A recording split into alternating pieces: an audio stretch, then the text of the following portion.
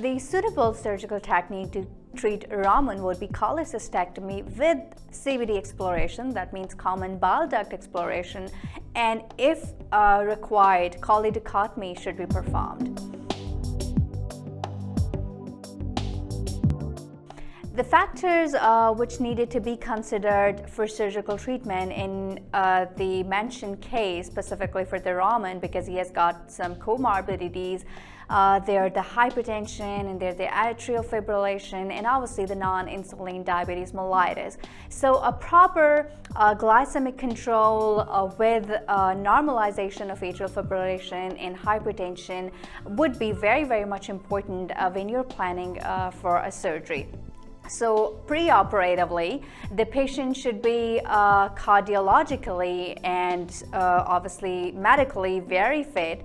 The diabetic index and obviously HbA1c should be within the normal ranges, plus the hypertension, and he should be put on some antihypertensives preoperatively.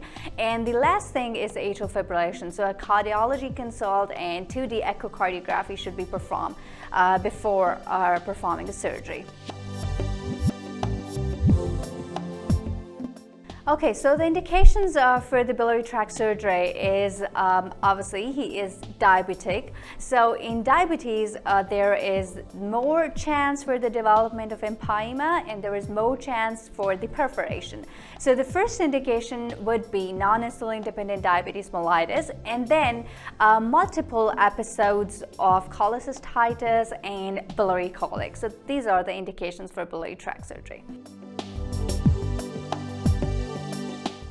So the most importantly expected postoperative complications, there can be postoperative wound infection, or there can be CBD injury, which is, we actually divide these postoperative complications into two categories. One is the infective and other is obviously the CBD injuries, which incidence is about 10 to 15%, but usually you find out and manage these